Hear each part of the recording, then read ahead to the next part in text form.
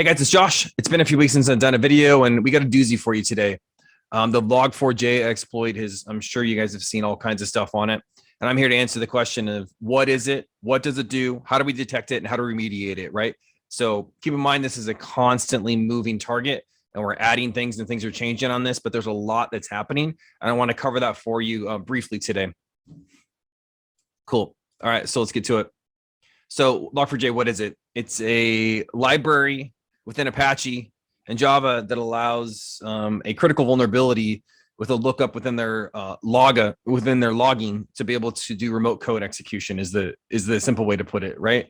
So you can essentially create a connection with a simple line of code, and then if it's vulnerable to it, you can maintain and get a backdoor command and control server to do remote code execution, right? We've heard this story before, but I think the scariest thing about this one is how easy it is to do. To be able to, on this particular exploit, it doesn't take a lot of finesse to be able to do this. And so I think a lot of malware and botnets are going to take advantage of this. We're going to see this for a while. So an attacker uses the Log4j exploit for remotely execute code, and it can grant full server control. So anything that's running the vulnerable libraries, you can essentially be totally owned. And that's pretty scary because a lot of stuff is running. This is a version of Apache or Java. So how it works. And so in the utility, you're going to go out there and you're going to say, hey, here's an HTTP request and it's got JNDI :LDAP or HTTP. I've seen a bunch of these. You can see it here and it goes out to the vulnerable server that hasn't been patched that's got Log4j on it, right? Which is a lot of things. And sometimes you don't even know what you have. That's where ExtraHop's really powerful. And then it's going to go back to the attacker here on the left side.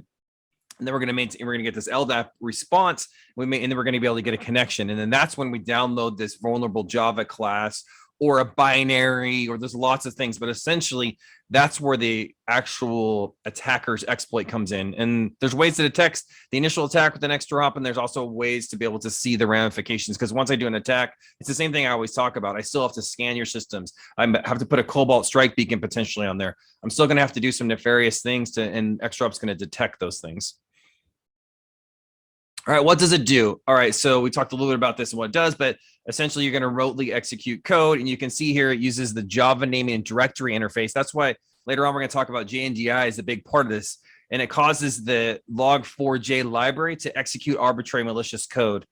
So it's delivered via LDAP or RMI, and it uses HTTP or HTTPS. And so if you don't have things decrypted within ExtraHop on your servers, you're going to want to do that right away. So if you can run decryption with ExtraHop, or you've thought about it, now's the time to do it, because this is a huge detection that we can bring for the certs that you own, have us decrypt it, because then we can look for those JNDI requests within those encrypted packages for the servers that you own.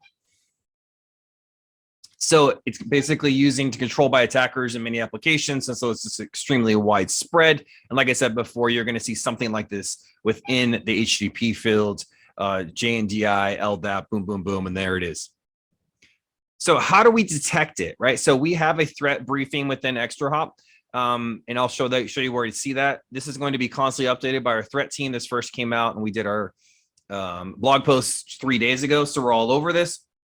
Right now, we're talking about what it is, what it does, right, within your ExtraHop, and then we are going to release detections associated with Log4Shell that are being actively worked on. No update you have to do. We're going to trickle them down to your box. And what's nice is we're going to be able to look in the past and the future with those detections typically. I can't predict that exactly what our threat team is going to do, but there's a lot happening in the background. So look for that. Keep an eye on your threat briefing for new updates. What can you do right now? So there's things you can do right now. The first thing is look for JNDI calls in your records. If you don't have a RevealX 360, get it. This is a prime example of having 90 days of records in the cloud is extremely powerful. If you search for JNDI, here's an example here. It's going to do an LDAP, and please don't go to this IP. You're going to see that, hey, this particular request was going out, and you can see, hey, it's going to see the JNDI :LDAP, and then it's going out to a malicious attacker IP. And then we're doing some base 64 encoding, right? So that happens, the base 64 it gets encoded in obfuscation. We're going to put code inside there as an attacker. And that code you can see here is going to try to own the actual systems. Change moderator, allowing me full access to the system. You're going to see all kinds of base 64 encoded transactions on these JNDI transactions. So it's really, really malicious stuff.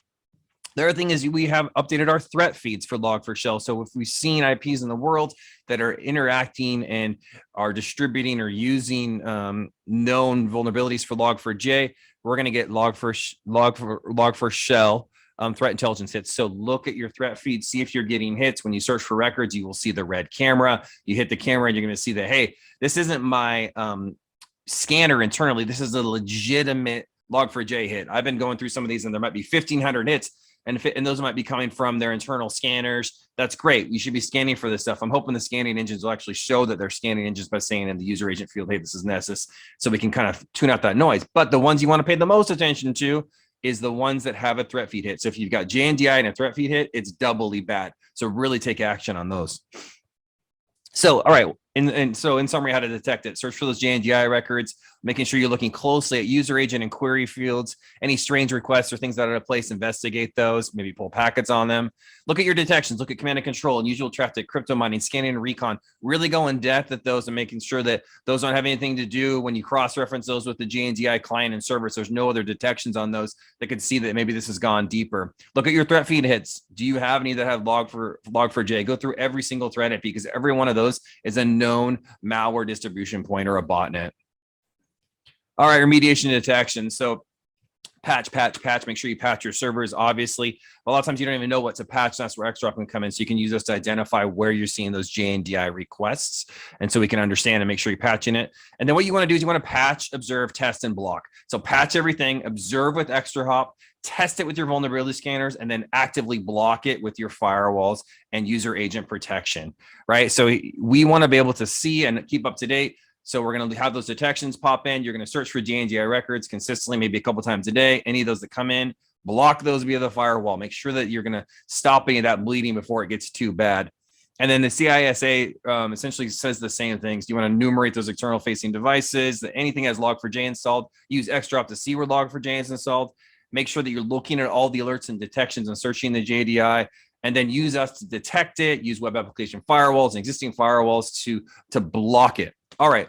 I hope this was helpful. There's more to come on this, and I know that everyone's hot to trot and want to understand this. So I'll be shipping more as stuff changes. Thanks, guys.